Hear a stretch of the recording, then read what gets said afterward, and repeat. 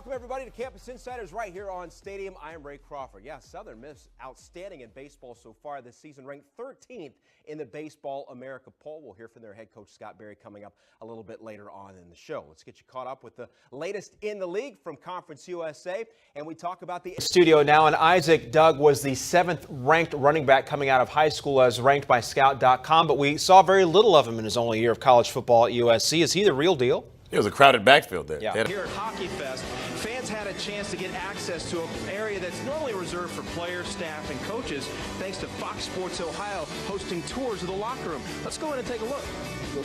Earlier today, Gary Bettman and the National Hockey League also made it official that it will be the Big House in Ann Arbor who will host next year's Winter Classic, pitting the Detroit Red Wings and the Toronto Maple Leafs. It begs the question. What's making this offense? Lane Kiffin, just 39 years old, a head coach of the Raiders, Tennessee, USC as well. Will he be a head coach again? Here was his answer.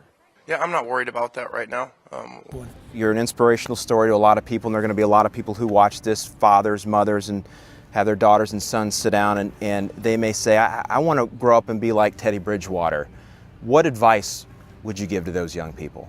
If you have a dream, plan it out and plan with a purpose and live your life with a purpose. Campus Insiders is following a developing story out of Chapel Hill where former Tar Heel basketball star Rashad McCants claims academic assignments were done for him and he received good grades without even going to class. Here with more on the story is Adam Powell from Rivals.com, who is also the publisher of Tar Heel Illustrated.com. And Adam, we know Roy Williams and the school responded to the accusations today. What's the latest? Well, more or less. So, Sam, the NCAA said he could play right away if he chose a school within 100 miles of his hometown near Joliet, Illinois. Clearly, Ann Arbor is beyond that, so when can we expect to see him play? Hard to say. I don't know that.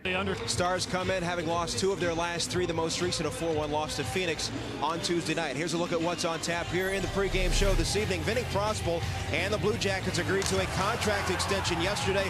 Natalie Taylor has all the details, and we'll also hear from some of his teammates in the dressing room. Jeff Carter scored his 12th goal of the season Tuesday and 2nd in as many games. We'll take a closer look at his play. And later, Billy sits down with the captain, Rick Nash, who has assists in 2 straight games.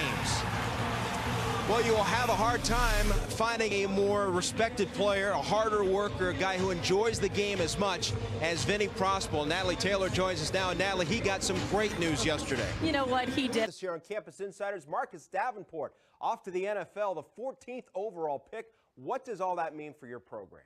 We talk all the time about how college sports has changed, how the young athletes these days have changed. Mike Martin, though, has been through all of that and still having success on the diamond. 1 win away from all-time wins in NCAA baseball. Tim, great to have you with us as always. Thanks.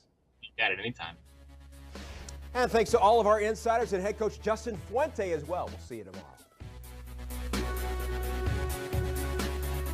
It's the start of a big day for high school recruits across the nation, and we've got it covered on Campus Insiders all day long. You know our college analyst, Doug Chapman, managing editor, Pete Futak, and we welcome into the studio from Scout.com, Brian Doan. Thanks for being with us. Kind of like your Super Bowl today, huh? It is. Few we've seen for the last how many ever years, Texas is the #1 team in the Lone Star State. Now it's Texas A&M in terms of recruiting the last 2 years.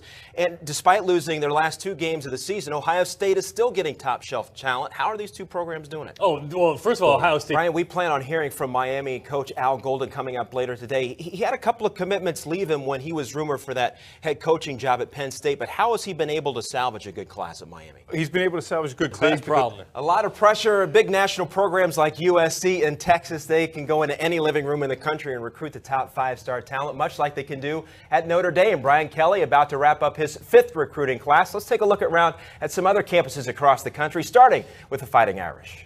Ole Miss. All right, guys, we're off and running. Signing day is underway. Thanks very much for your insight. Thanks for joining us. Be sure to follow us on Twitter at Campus Insiders throughout the day. Also at Brian Doan Scout, right? On Twitter as well. He'll have updates of National Signing Day. We will see you next at 11 o'clock when Chicago prep standout Denzel Ward will make his college choice live and exclusively only on CampusInsiders.com. We'll see you in a couple hours.